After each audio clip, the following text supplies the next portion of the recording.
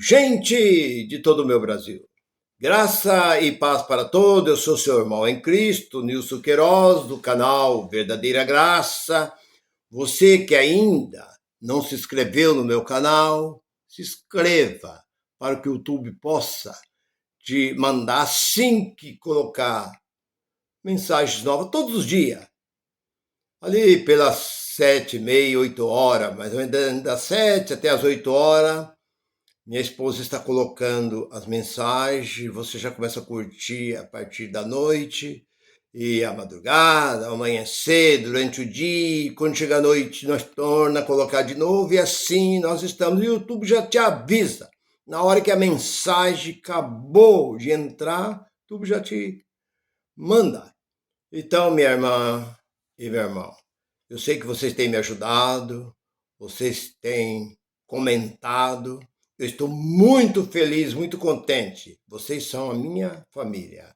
Seja bem-vindo ao canal Verdadeira Graça. E a mensagem que eu tenho é essa: quem te fez pastor? Esse é o título da mensagem. Quem te fez pastor? Quem me fez pastor foi o meu pastor. Ele te fez pastor. E quem fez ele pastor? Quem fez ele pastor foi o pastor dele. Quem fez o pastor dele pastor? E eu quero saber até onde vocês vão chegar. Porque dentro deste livro não existe isso. Isso são coisas que procedem do sistema. Isso são coisas que vêm da cabeça do homem. Porque eu me lembro muito bem, estou bem certo como 2 mais 2 são 4, que esse movimento, esse nome pastor, começou a surgir depois que eles aceitaram a tal de teologia.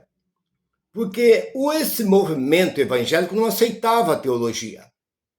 Eles diziam que teologia era coisa do diabo, que os padres faziam seminário, os padres estudavam teologia para enganar, para mentir para o povo, e que eles não precisavam, que os apóstolos não fizeram teologia, eram homens usados, era instrumento das mãos de Deus, que eles não precisavam. Mas quando chegou nos anos 80, parece que logo no início de 80, começou a surgir seminários.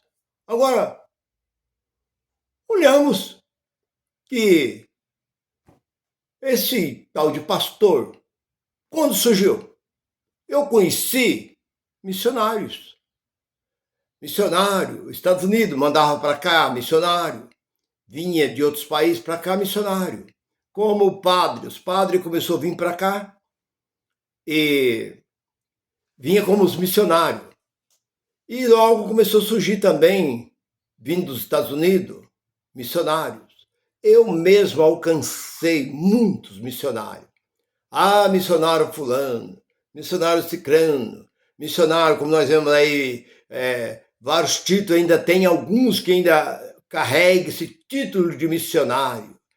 Era uma honra, tinha muita gente. Eu conheci um camarada que apareceu na nossa igreja nos anos 70.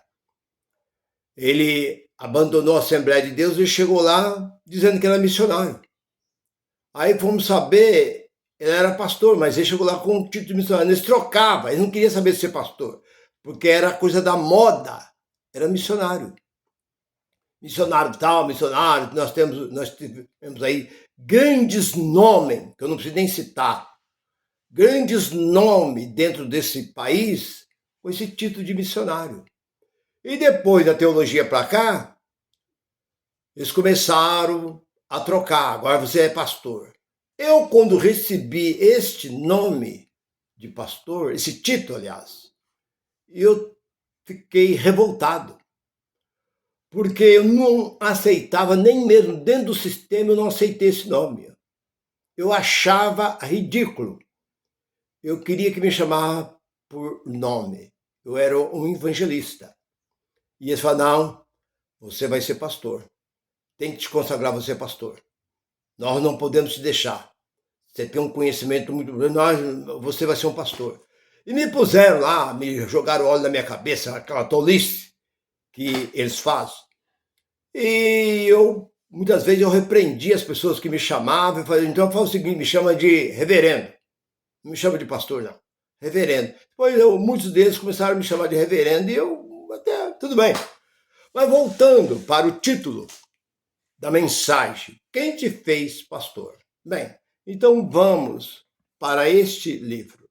Eu sou aquele que mato a cobra, como sempre costumo dizer, e mostro o pau. Foi com esse pau que eu matei a cobra? Não. Essa cobra aqui, ó. Eu matei ela, tá aqui, ó. Então eu gosto de mostrar aqui dentro desse livro. Se você tiver que discordar de mim, você não discorda de mim, não.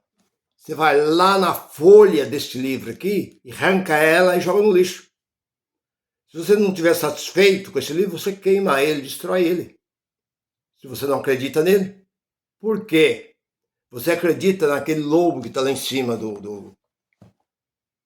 lá do palco, falando aquelas, como se diz, aquilo que vem na sua cabeça,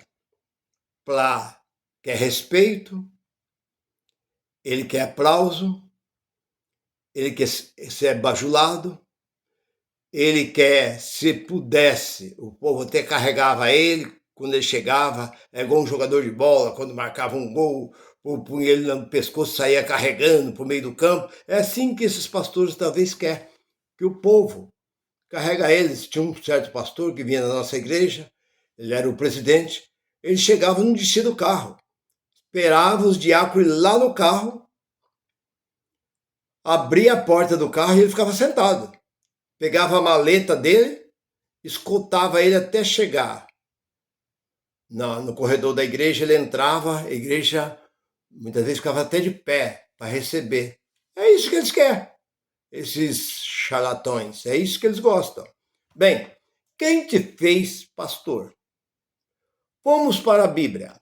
Olhando lá atrás, nós podemos ver que quando Deus levanta o primeiro homem para tirar o seu povo, que foi Moisés.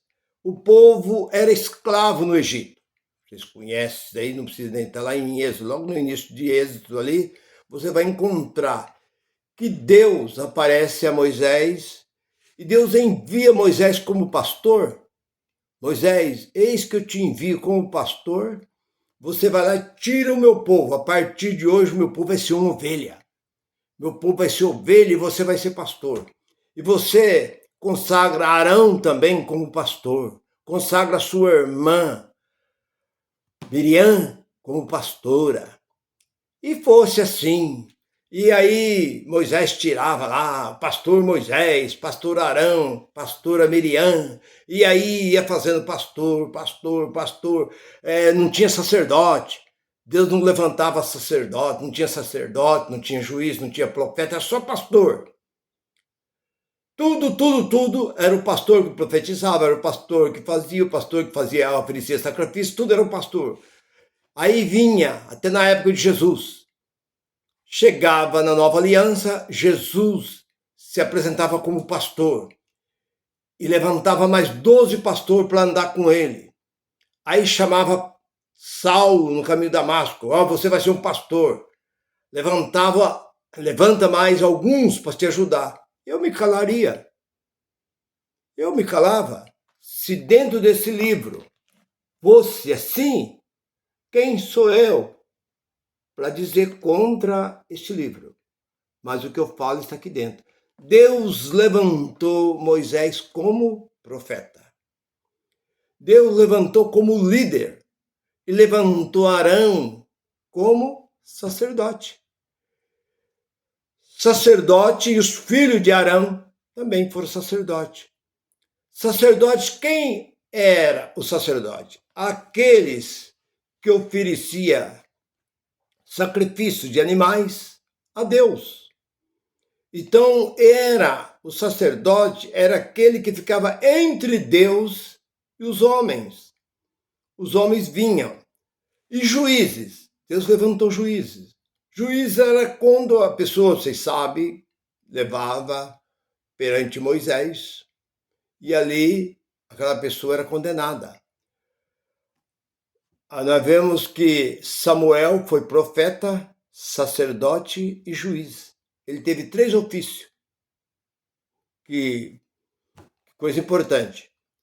porque não havia. Então Deus levantou ele que julgava o povo de Israel, ele que profetizava, e ele que oferecia sacrifício, fazia as três coisas. Em vez de três pessoas, profeta, sacerdote e juiz, era Samuel. Mas Deus não levantou. Nós encontramos, eu já disse isso e repito de novo, não canso de falar. Deus fez uma comparação. Deus olhou para o seu povo e chamou esse povo de ovelha. Comparou esse povo como ovelha, porque Deus queria, mas não foi. Completamente ao contrário. Esse povo só deu desgosto para Deus, só aborreceu Deus. Esse povo não fez nada que agradasse a Deus. Deus nunca diz: Moisés, estou feliz com esse povo. Esse povo tem me adorado. Esse povo tem me servido. Eis que sinto alegria no meio desse povo. Você não vê isso. Dentro deste livro você não vê em parte nenhuma Deus chegar e falar por boca de algum profeta que está feliz com a nação de Israel, porque é a nação que mais trouxe aborrecimento a Deus. A ponto de Deus falar: me arrependo. Deus teve arrependimento deste povo. Chegou a ponto de Deus dizer para Moisés: vou destruir todo este povo. Comecei lá, a sua palavra não pode tornar atrás, mas Deus se aborreceu tanto, porque ele disse a Abraão: farei de ti uma grande nação, por intermédio dos seus filhos, Isaque e Jacó. Mas chegou em Moisés, Deus viu que aquele povo era insuportável, a ponto de dizer que no Egito era melhor do que estar com Deus. Quer dizer que Faraó então estava melhor. Ele estava sofrendo, era espancado, chicoteado, escravo no Egito, sofrendo. Deus viu o sofrimento, compadeceu por aquele povo, tirou aquele povo do Egito. Depois aquele povo vai e começa a falar que no Egito estava melhor, que no Egito eles tinham comida, lá eles tinham fruta, lá eles tinham carne, que lá era tal. Deus se aborreceu, Deus se irritou, Deus se indignou contra este povo. Mas Deus, no início, Deus quis fazer ele um povo manso, como ovelha. Ovelha é o animal mais manso da face da terra. Eles não agridem. Esses animais você pode passar no meio do rebanho, não te agride. Você nunca viu falar que uma ovelha agrediu alguns cuidadores, alguns pastores que estavam cuidando? Não. É uma ovelha mansa.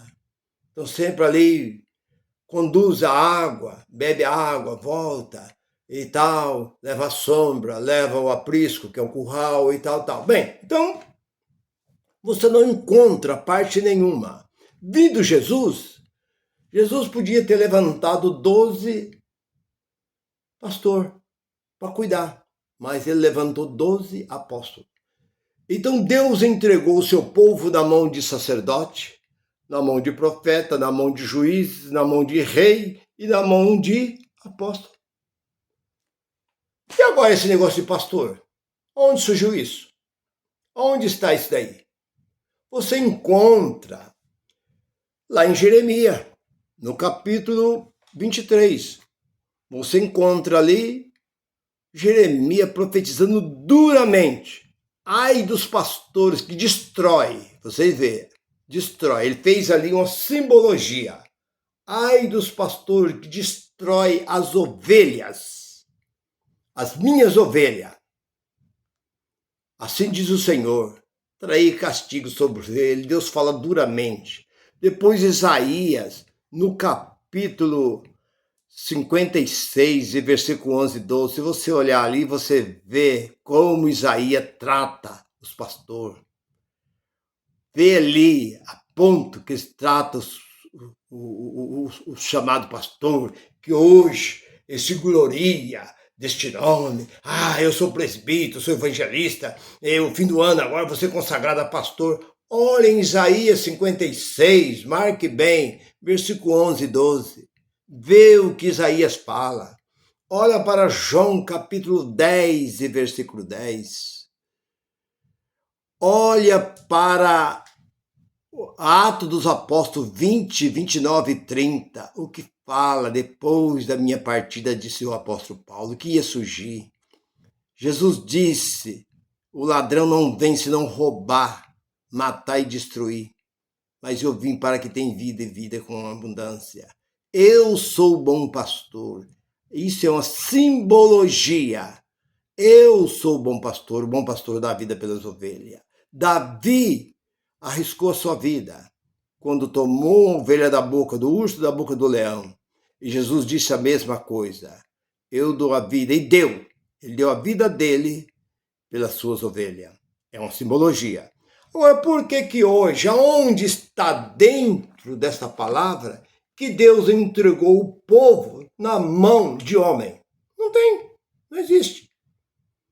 Porque é aqui, ele chega até a dizer, quando ele disse, ide por todo mundo, lá no 28 de Mateus, no versículo 19, 20, 21, ele diz, é-me dado todo o poder nos céus e na terra, portanto, ide por todo mundo. Que mundo é este? O mundo judeu. O mundo que ele fala não é um mundo universal, é o mundo judeu, porque Deus não tinha nada a ver com as outras nações. É este mundo. E prega a minha palavra. Para quem que ele estava falando isso? Para os seus. Aqueles mesmos 12 que lá em Mateus capítulo 10, versículo 5, ele diz, ide e prega o evangelho, cura os enfermos, ressuscita os mortos, expulsa os espíritos imundos, limpa os leprosos, os paralíticos e assim por diante. De graça recebei, de graça dai. A mesma ordem que ele deu para os discípulos lá ainda em vida, depois de ressuscitado, ele aparece aos apóstolos e fala, ide e pregai o meu evangelho. Mas para quem? Para o mundo gentil? Não, para os judeus. Foi os 12. Os 12 morrendo, acabou. Ele não deixou os cuidar de ninguém mais. Acabou. Agora os homens é quem começaram a ver que esse negócio é lucrativo. Este livro traz muito lucro, traz medo, traz pavor, deixa o povo todo amedrontado. E o povo passa a crer que isso aqui já está tudo vencido. Isso já está tudo cumprido. Isso é missão cumprida. Porque tudo cumpriu e terminou no ano 70. Quando Cristo veio e buscou o seu povo, os seus que estavam dormindo no túmulo, o espírito daqueles que estavam no túmulo, que era, ele levou. Pronto, acabou. Então, terminou ali. Então, não adianta hoje, porque eu sou pastor, porque fulano... Quem te fez? Martim Lutero não era pastor. No ano 1517, se eu não me engano, 1517, 1518, eu não estou bem certo, mas é por aí. Martim Lutero sai de dentro da igreja romana. Discordou lá de várias coisas, saiu lá de dentro. Abriu um movimento. E esse movimento colocou o nome de Luterana. Luterana. Eu conversando com a mulher um certo dia, num ponto de ônibus, e ela diz assim, eu morava no Belém do Pará. Eu falava assim, lá no Belém, bicho, eu conheço Belém. O Belém é uma cidade muito bonita, cidade gostosa. A maior Assembleia de Deus nasceu no Belém. Aí ela falou assim, não, mas eu sou católica. Eu não... Mas eu falei, não, mas a Assembleia de Deus nasceu lá em 1910. Aí ela falou assim, não, então, mas eu sou católica. E o padre falou assim, que a única igreja que nós católicos pode visitar é a igreja luterana. Fora da luterana, nós não podemos ir em igreja nenhuma, porque a luterana é igual a nós. Então eu pergunto, e aí? Hein? O que você me responde?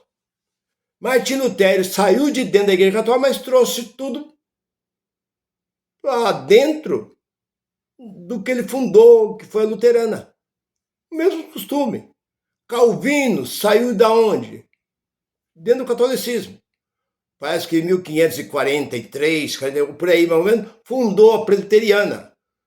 Mesma coisa. Calvino era padre, Martim Lutero era padre. Então, hoje, Esses movimentos, Assembleia de Deus, congregação, seja ela qual for, saiu da onde? Saiu de dentro da onde? De dentro da Igreja Católica. Então é a mesma Igreja Católica. Qual a diferença que ela tem da Igreja Católica? Nenhuma. Ela, pelo contrário, ela piorou, ela ficou pior. Porque a Igreja Católica, pelo menos, é uma igreja que não exige do povo o que eles exigem. Eles querem ser tão santos, se tornaram piores. Proíbe tanto, mas arranca tudo que o povo tem. Eles tosqueiam a ovelha até chegar em carne viva. Arranca tudo que as pessoas têm. A Igreja Católica diz na Igreja Católica é 1%. E aí? Se você for hoje, ficar 1 mês, 2, 3 meses, 1 ano sem ir, depois você aparecer lá, você é bem-vindo à mesma coisa. Eu gosto de pegar o telefone, ligar, porque você não veio. Ou hoje é dia... Na Igreja Católica tem essa tal de ceia que eles dão aí, tem a ceia todo domingo. Se você participar, bem, se não participar, amém.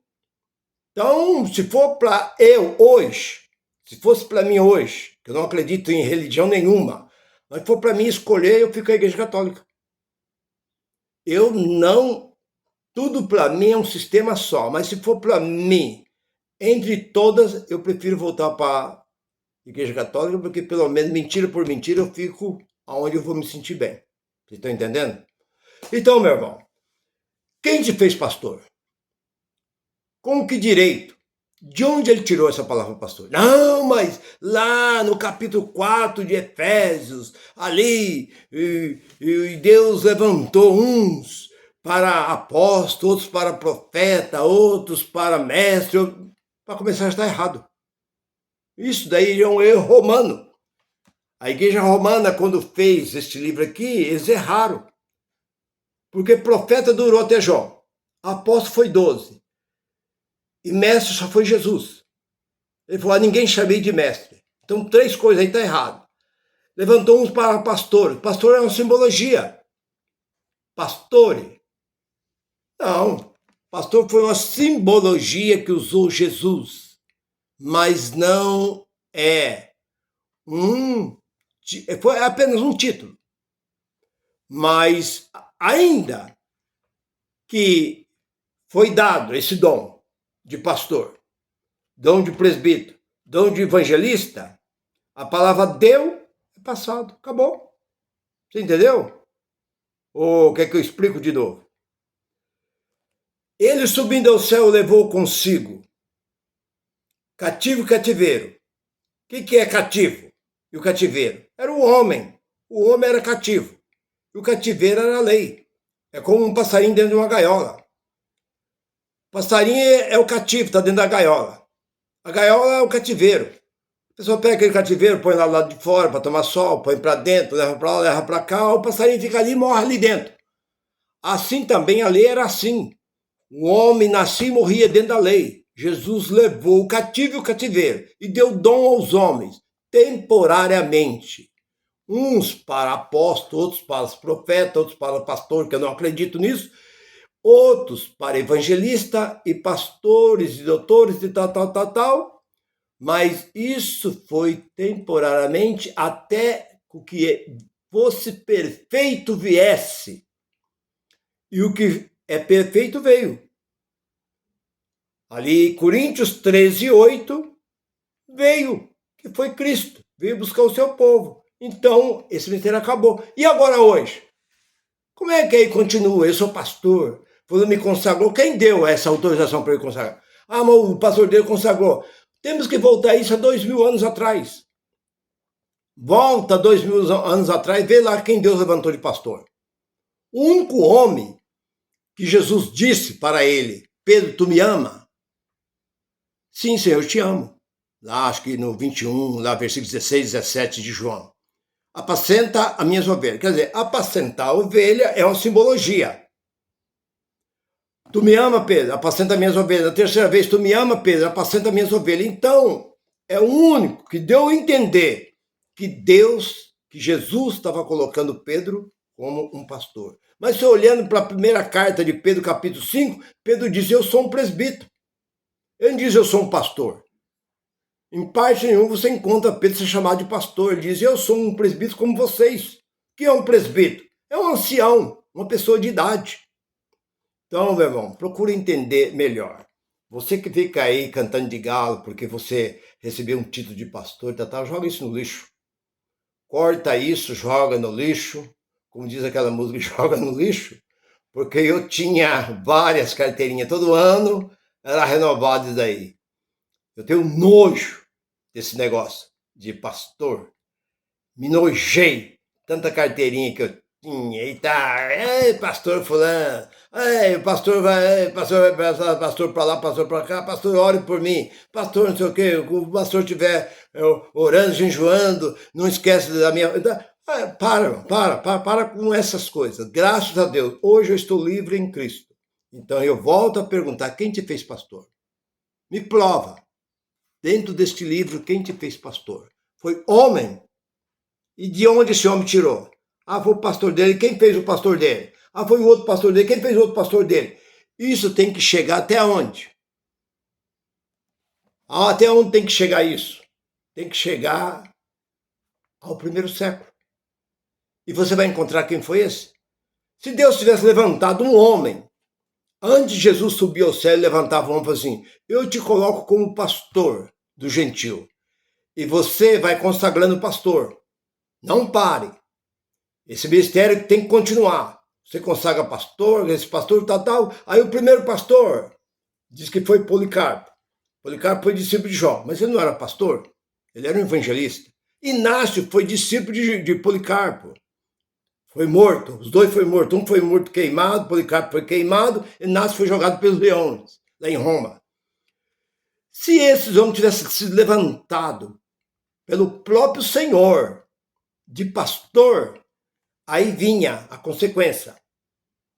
Mas essa palavra igreja, a palavra igreja, religião, essas coisas, começou no quarto século, no início do quarto século, por Constantino.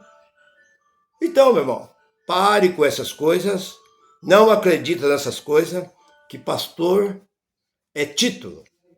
É apenas um título e nada mais do que um título. Talvez você fique aí, porque o meu pastor é uma bênção. Bênção em quê? O que ele é uma bênção? Ele te dá alguma coisa? Ele entrega alguma coisa em sua mão? Não. Então, como ele é uma bênção, se ele não faz nada por você? Se você tem dinheiro, você tem um tratamento especial ali onde você está.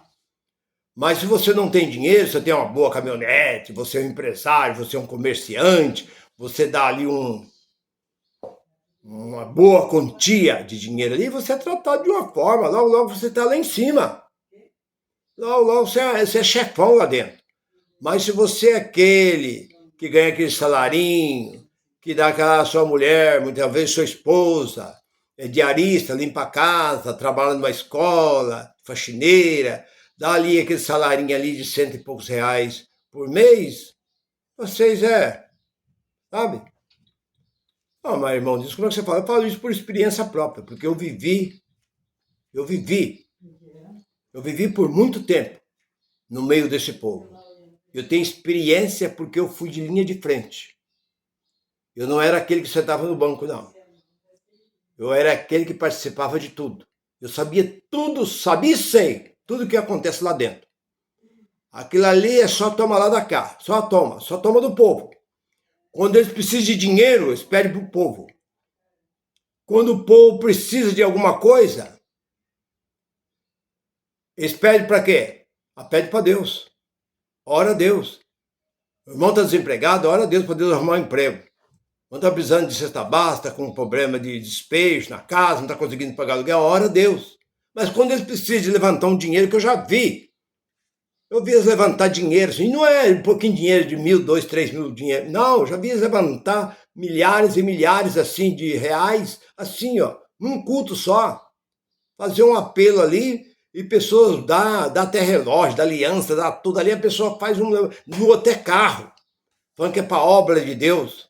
Cambada de safado e mentiroso são esses grupos que têm induzido as pessoas a fazer. Não são todos, não estou exagerando. Tem muitos homens que gostam de levar a coisa séria. Mas existe um grupo no meio deste grupo que é igual o político.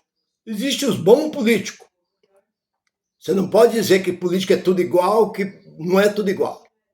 Existem os políticos que gostam de sinceridade. Nós vemos aí no Congresso, no Senado, aí você vê os bons políticos que debatem contra algumas coisas que discordam.